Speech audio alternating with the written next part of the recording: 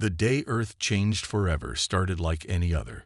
Blue skies stretched over New York, Tokyo, and London as people went about their lives. No one expected the massive ships that suddenly appeared, hovering silently above major cities across the globe. World leaders scrambled to respond. After emergency meetings, they agreed to send representatives to meet the aliens. Professor Alan Reed, a linguist with military background, led the human delegation. "We come in peace," the alien spokesperson said in perfect English. It called itself Representative Dorn of the Galactic Council. Tall and blue-skinned with 4 arms, Dorn explained that the Council governed thousands of worlds across the galaxy. "Your planet has great potential," Dorn told Reed during their 3rd meeting. "The Council wishes to welcome Earth into our community." Reed felt uneasy. Something in Dorn's tone didn't match his words. The professor noticed how the aliens studied Earth's military bases more than its cultural sites. When asked about trade terms, Dorn always changed the subject.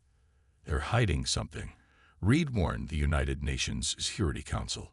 "We need to prepare for the worst." Many leaders dismissed his concerns. "We can't risk offending our first alien visitors," they said. Reed's suspicions proved correct exactly 1 week after first contact. At dawn, smaller ships deployed from the motherships. They didn't come with diplomats, but with weapons. The attacks hit simultaneously across the globe. Energy beams cut through military installations. Landing parties secured resources and strategic locations. The Council forces moved with practiced efficiency, clearly having done this before on other worlds. But humanity proved harder to conquer than expected. In Denver, soldiers managed to down an alien craft using conventional missiles. In Mumbai, a quick-thinking general ordered his troops to adapt their tactics, resulting in the capture of 3 alien soldiers. Similar stories emerged from around the world. By the 3rd day of attacks, humans had scattered to mountains, forests, and underground bunkers. The aliens controlled major cities but struggled to secure complete victory. Colonel Jack Thompson led a daring raid on an alien command post outside Boston. His team not only destroyed the facility, but captured important alien technology and data drives. Dr. Lisa Wong, working from a hidden lab in the Rockies, discovered how to decode the alien language from the captured materials. "They call us dirt walkers in their reports," she told military leaders. According to their records, they've done this to 12 other species. They conquer planets for resources and use the native populations as labor. The most valuable capture came on day 5. Major Tom Parker's Special Forces team managed to take an alien officer alive during a skirmish in Australia. The prisoner, a mid-ranking commander named Kelth, initially refused to speak.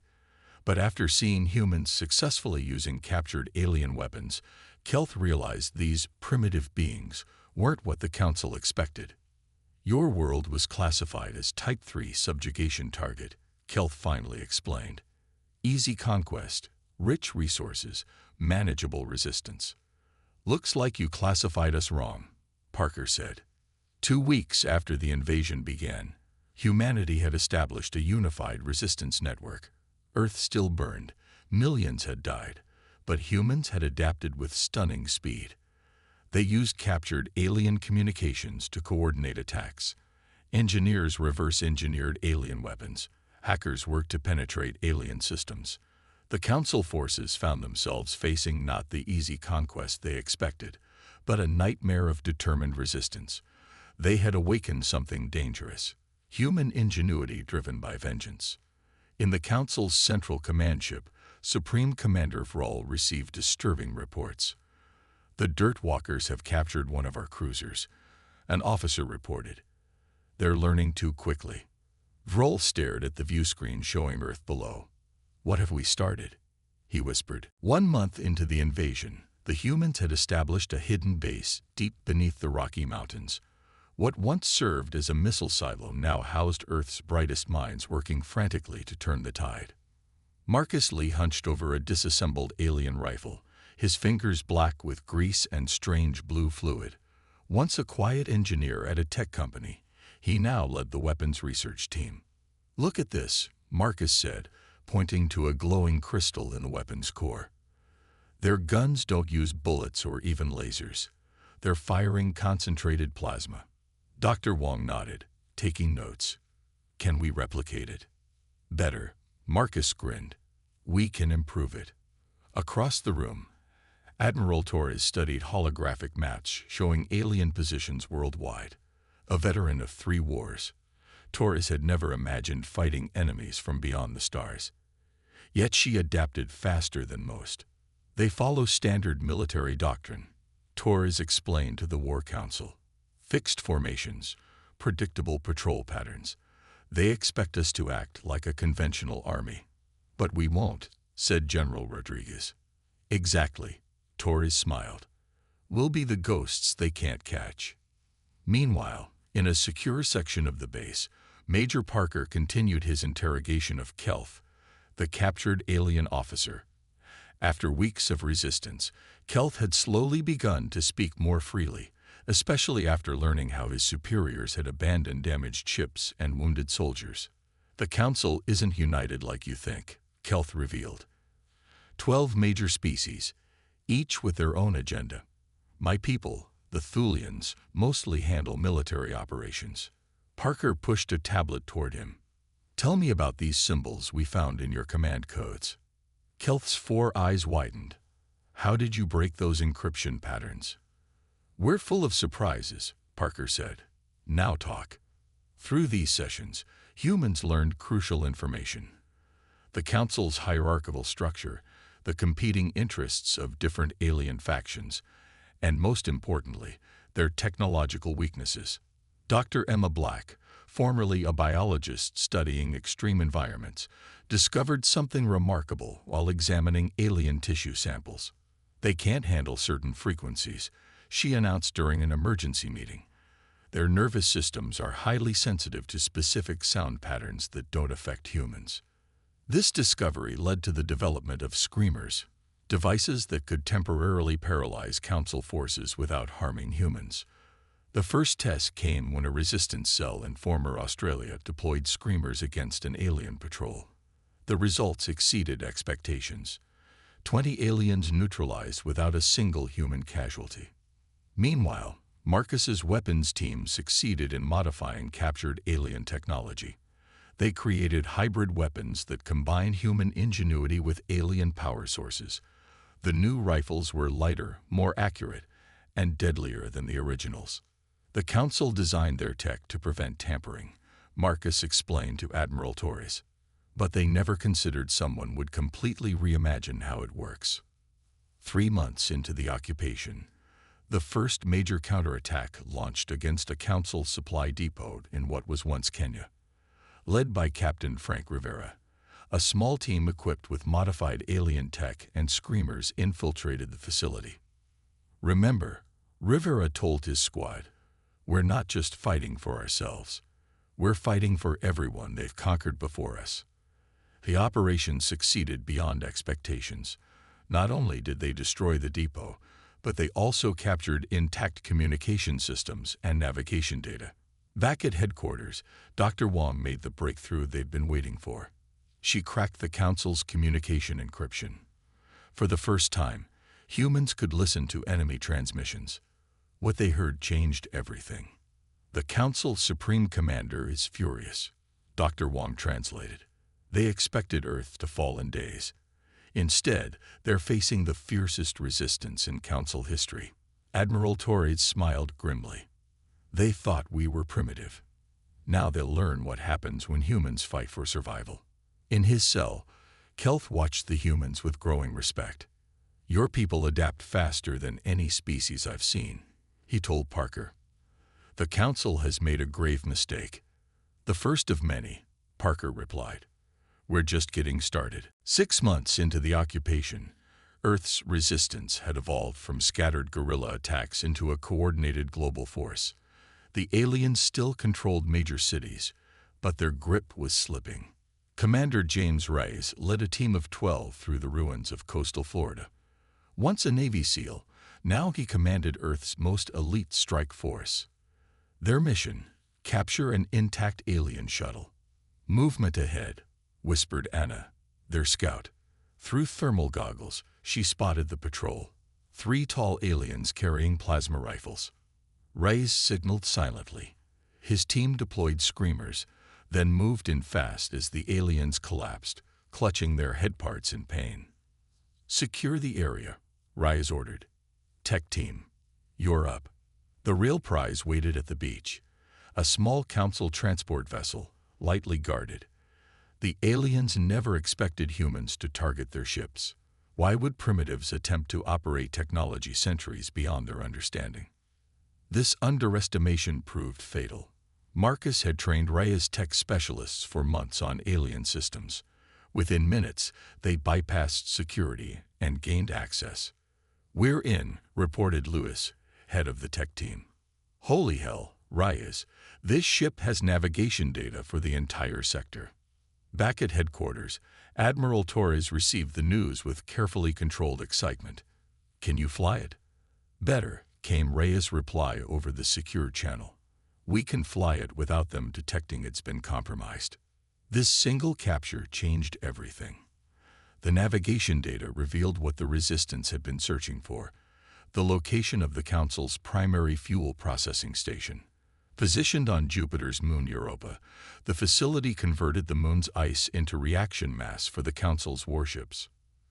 "Cut off their fuel, cut off their mobility," Torres explained to the War Council. "Without it, their ships become expensive orbiting paperweights." The plan that emerged was audacious. Codenamed Operation Achilles, it would require precision, timing, and enormous risk. Teams worked around the clock preparing. Marcus and his engineers modified the captured shuttle to carry a special payload, a series of devices that would contaminate the fuel production process. The contamination wouldn't be immediately detected, but would cause engines to fail during high-stress maneuvers. "Like sugar in a gas tank," Marcus explained, "but much worse." Dr. Wong and her linguistics team programmed perfect council communication protocols into the shuttle's systems. "You'll sound exactly like a routine maintenance crew," she assured Reyes. 2 weeks later, the stolen shuttle lifted off from a hidden base in the Appalachian Mountains. Reyes and 5 specialists wore modified alien environment suits. If seen up close, they'd be immediately identified as human. But from a distance or over video feeds, they could pass inspection. The journey to Europa took 3 days.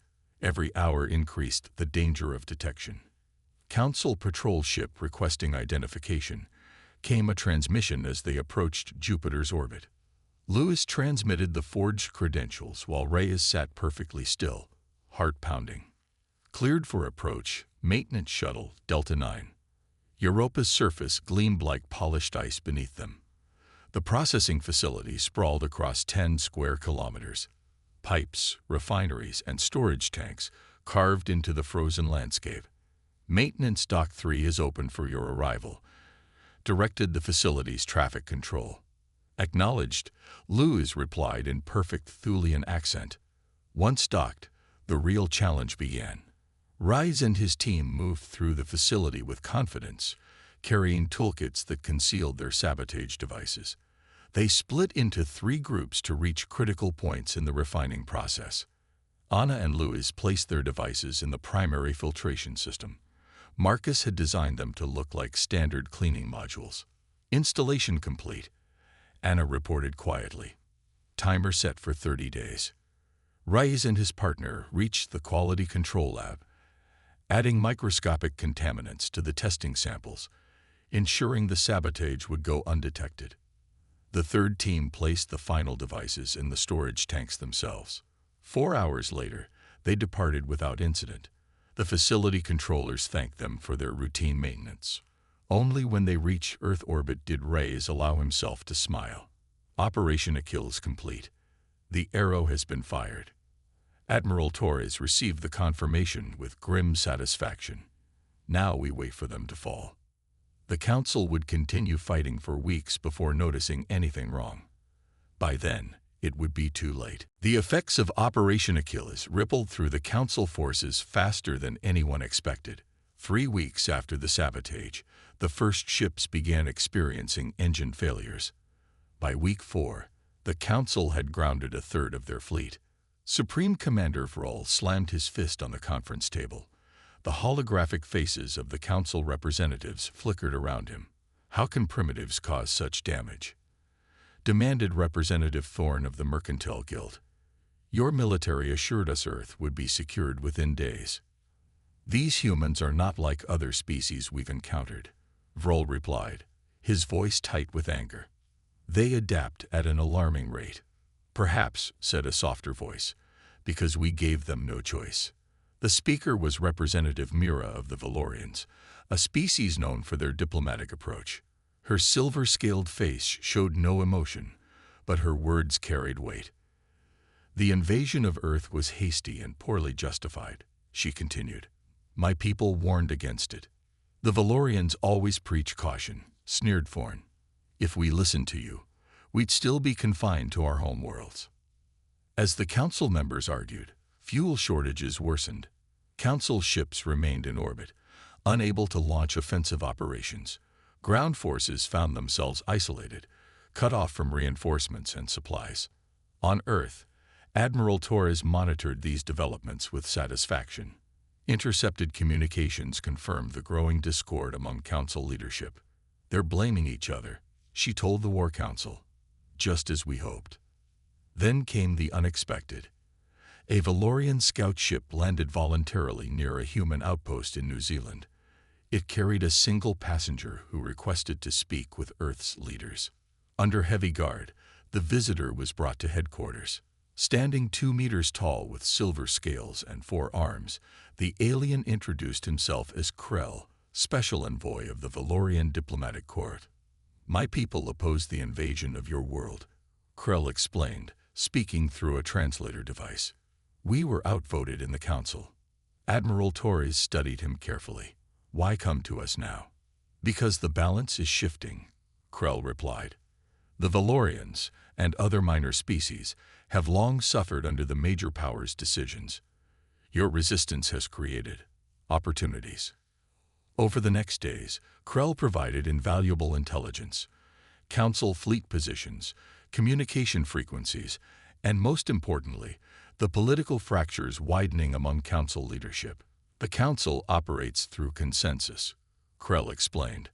"But consensus achieved through intimidation is fragile. The Thulians, Dornians, and Mercantile Guild have dominated for centuries. Now, their authority is questioned."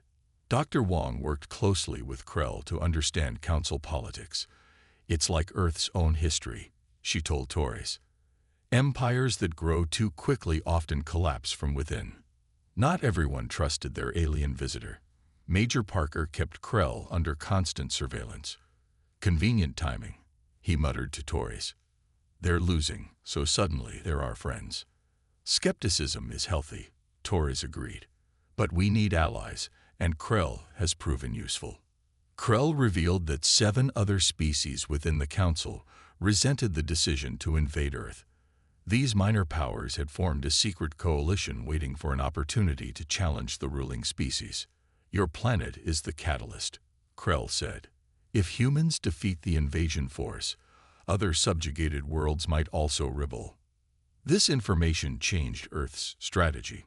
No longer fighting just for survival, humans now saw an opportunity to reshape galactic politics. Meanwhile, Supreme Commander Vrol faced growing criticism. The contaminated fuel had spread through the fleet, rendering many warships useless. Ground commanders reported increasing resistance from humans using modified Council technology. "The Supreme Commander has lost control," Representative Thorne told his allies. "Perhaps it's time for new leadership." On Earth, Torres met with global leaders to share Krell's proposal, an alliance between humans and the minor Council species. "They're offering technology, intelligence, and political support," Torres explained. "In return, they want our help reforming the Council." President Chen of the United Earth Government considered carefully. "Can we trust them?" "Not completely," Torres admitted, "but their interests align with ours for now." The vote was unanimous. Earth would ally with the Valorians and their coalition. As Krell departed with the signed agreement, he looked back at the humans. "You've accomplished something remarkable," he said. "You've divided an empire that has stood for 10,000 years." "We're just getting started," Torres replied. 8 months into the occupation, Earth's resistance had evolved into a sophisticated fighting force. With Valorian intelligence and human ingenuity, a bold new plan took shape. Dr. Ben Walsh, once a cybersecurity expert for a tech company, now led the most important project of human history. His team worked tirelessly in a bunker beneath the ruins of Seattle, surrounded by alien hardware. "The Council's networks are incredibly advanced," Walsh explained to Admiral Torres during a secure briefing. "But they have one critical weakness. They never expected to be hacked by a primitive species." Walsh's team had discovered that Council ships used a standardized communication system. All messages passed through central relay stations before reaching their destinations. "If we can infect one of these relay stations," Walsh said, "we can spread a virus throughout their entire network." Torres looked skeptical. "Even our best computer viruses would be useless against their tech." Walsh smiled. "That's why we're not using our tech. We're using theirs." He displayed a hologram showing complex alien code. "With Krell's help, we've created the Trojan Protocol, a virus written in their own programming language. It mimics routine system updates but carries a deadly payload." The plan required placing the virus directly into a primary communications hub. Intelligence from Krell identified the perfect target, Relay Station Epsilon, orbiting Mars. Commander Decker, a former Air Force pilot, was chosen to lead the mission. His team of 12 included the best pilots, engineers, and hackers Earth could offer. "This isn't just another raid," Torres told them during the final briefing. "If you succeed, you'll blind their entire fleet. If you fail, we won't fail," Decker said simply. They departed in 3 ships, modified Council transports with false identification codes provided by Valorian allies. The journey to Mars took 5 days, each moment bringing increasing danger of detection. As they approached the relay station, Decker's calm voice came through the team's comms. "Remember your training. Act like you belong there." The station, a massive structure of gleaming metal and pulsing energy fields, loomed before them. Hundreds of communication beams connected to it from across the solar system. Transport vessels requesting docking clearance, Decker transmitted, using Council protocols. After tense moments, the reply came. "Clearance granted. Proceed to Maintenance Bay 3. Once docked, the team moved quickly. Dressed in Council maintenance uniforms, they split into 3 groups. The first would create a distraction in the station's mess hall. The second would secure an escape route. Decker led the third team, those who would plant the virus. They reached the central control room without incident. 2 alien technicians looked up in surprise as the door opened. "Unscheduled maintenance," Decker said in passable Thulian. The aliens hesitated just long enough for the humans to activate their screamers. Both collapsed, writhing in pain. Walsh's lead programmer, Rita, moved to the main console. She worked with practiced efficiency, inserting the virus into the station's update servers. "How long?" Decker asked, watching the door. 3 minutes to complete upload," Rita replied. "Then 2 more minutes for the virus to hide itself." Those 5 minutes stretched like hours. Sweat beaded on Decker's forehead as he listened for alarms. "Upload complete," Rita finally announced. "Trojan Protocol is active and masked." They left as they had entered, calmly, purposefully. No alarms sounded. The unconscious technicians would wake with headaches, but no memory of what had happened. Back on Earth, Walsh monitored the virus' progress. "It's working," he reported to Torres. "The virus is spreading through their network. Each ship that connects to receive orders also receives our little gift." Within 3 days, the Trojan Protocol had infected 87% of Council systems. On the 4th day, Walsh activated it. Across the solar system, Council ships suddenly went dark. Navigation systems failed. Weapons wouldn't fire. Communications turned to static. In his command ship, Supreme Commander Vrol stared in disbelief at dead screens. "What's happening?" he demanded. "Unknown, sir," his officer replied. "All systems are failing simultaneously."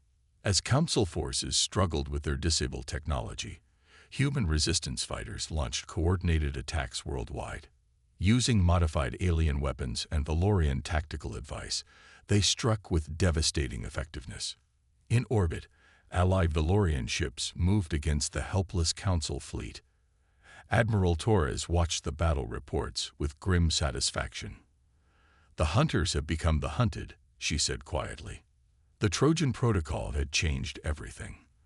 The Council that came to conquer now faced extinction. 1 year after the invasion began, humanity was no longer fighting for survival. They were fighting for justice. Admiral Torres stood on the bridge of the Defiance, formerly a Council battleship, now Earth's flagship. Through the viewscreen, she saw their destination, the massive space station known as the Nexus, headquarters of the Galactic Council. "Status report," Torres ordered. "Fleet is in position," her tactical officer replied. "The Valorian ships have taken their positions at these coordinates. Council defenses are still recovering from the Trojan Protocol." Torres nodded. The Trojan virus had done more than disable Council systems. It had given humanity access to their most guarded secrets. "Open a channel to all ships," Torres said. When ready, she spoke clearly. "This is Admiral Torres. Today we bring the war to those who started it. Remember what we fight for. Not just vengeance, but justice. Not just for Earth, but for all worlds oppressed by the Council. Execute Battle Plan Phoenix." The combined human-Valorian fleet moved forward. Earth ships had been retrofitted with Council technology, while maintaining the unpredictability of human tactics. The Valorians brought their advanced shields and knowledge of Council defenses. On the Nexus, Supreme Commander Vrol received the alarm with disbelief. "Impossible," he thundered. "How did they reach the Nexus?" "The wormhole gate was activated from our side," his officer explained nervously. "Someone gave them access codes." Vrol's rage was interrupted by communications officer. "Sir, they're broadcasting something to every world in Council space. On countless planets across the galaxy, beings of all species watched as their view screens filled with images of Earth's devastation. The broadcast showed the surprise attack on Earth, the destruction of cities, the suffering of civilians, all contrasted with official Council messages claiming a peaceful integration of Earth. The broadcasts had been compiled by Dr. Wong and her team, using footage captured by survivors. With Valorian help, they bypassed Council censors and broadcast directly to every world. "The Council leadership lied to you," Torres's voice declared across the stars. "They attacked Earth without provocation, seeking our resources while calling us primitive. Today, we show how primitive we really are." The human fleet hit the Nexus defenses with surprising force. Torres had studied Council battle tactics for months. She knew they relied on overwhelming force and standard formations. Humans did neither. Earth ships attacked from unexpected vectors. They employed modified weapons that Council shields weren't calibrated against, and they fought with the determination of a species that had nothing left to lose. The Nexus outer defenses fell within hours. Torres led the boarding parties herself, storming the Council chambers with elite soldiers. They encountered resistance, but the Council guards were confused and disorganized, still recovering from the Trojan virus. Torres and her team breached the Grand Council chamber, a vast room with 12 ornate thrones arranged in a circle. Only 3 seats were occupied. The rest had been abandoned. Representative Thorne of the Mercantile Guild sputtered in outrage. "How dare you invade this sacred space? The Council has stood for 10,000 years.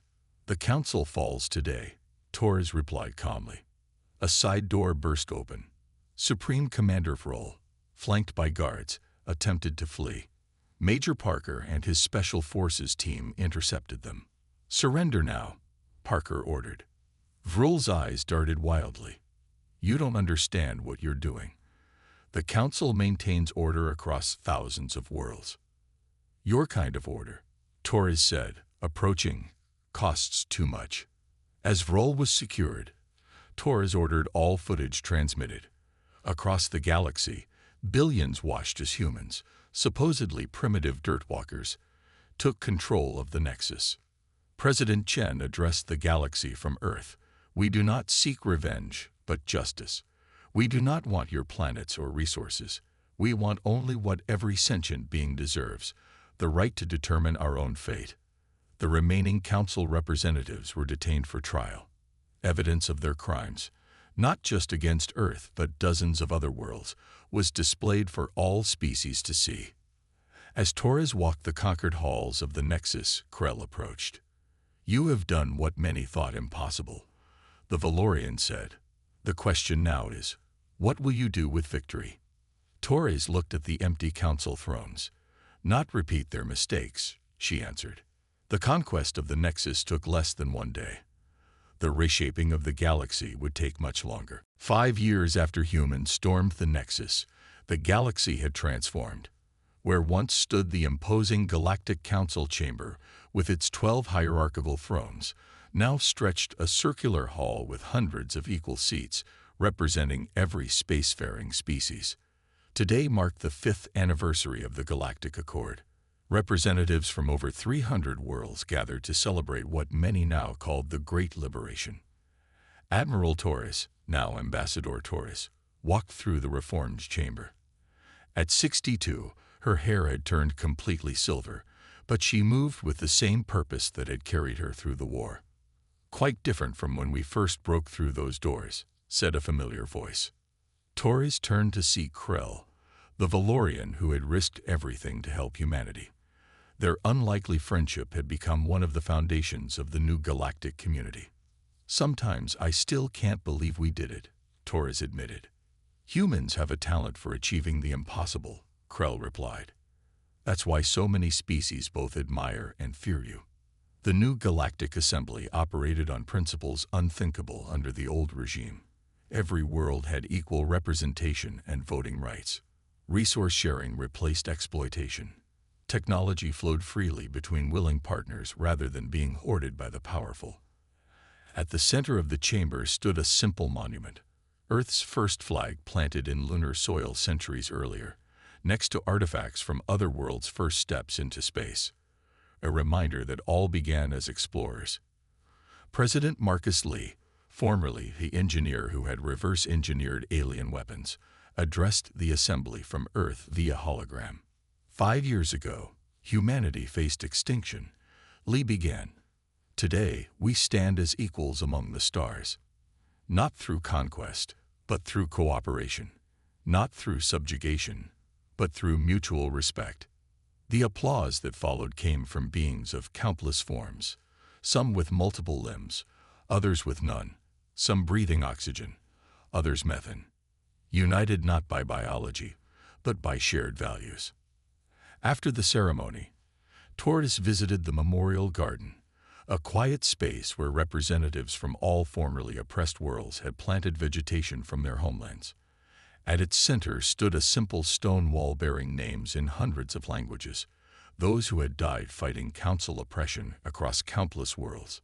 Torres found Dr. Wong there, running her fingers over Earth's section of the wall. Now the head of the Interspecies Communication Institute, Wong had dedicated her life to ensuring different species could truly understand each other. "I sometimes wonder what they would think," Wong said, gesturing to the names. "Would they be proud of what we've built?" "I believe so," Torres replied. "We didn't just survive, we created something better than what came before." They were joined by Commander Reyes, who had become Earth's defense coordinator. His daring Europa mission had become legend, taught in military academies across dozens of worlds. "The Orinocan delegation asked about our defensive capabilities again," Reyes reported. "I think they're testing us." "Let them test," Torres said calmly. "But remind them that while we maintain peace, we remember how to fight." This was the delicate balance humanity had learned to maintain. Their ferocity in war had shocked the galaxy, but their generosity in peace had earned respect. Many species initially feared humans would simply replace the Council as galactic tyrants. Instead, Earth had dismantled the very structures that allowed tyranny. Later that evening, Torres watched ships from hundreds of worlds departing the Nexus. The familiar blue-white glow of Earth ships mixed with the golden light of Valorian vessels and countless other designs. A small child, half human, half Valorian, approached Torres with curiosity. The first generation of many who would know only peace between the stars. "Are you the lady who saved the galaxy?" the child asked. Torres smiled gently. "No, little one. No single person did that. We all saved it together." As the child ran back to its parents, Torres gazed out at the stars. Humanity had faced annihilation and emerged stronger. The Council had expected to find primitive savages. Instead, they found their successors. Torres remembered Supreme Commander Vrol's words during his trial. "You have merely replaced one empire with another. Power corrupts all species eventually." She had replied simply, "We'll see." 5 years later, the galaxy was proving him wrong. Not through perfect harmony. Conflicts and disagreements remained, but through something the old council never understood: the strength of diversity freely united. Human Earth, once deemed primitive, had taught the stars a lesson in justice, and the stars were finally listening.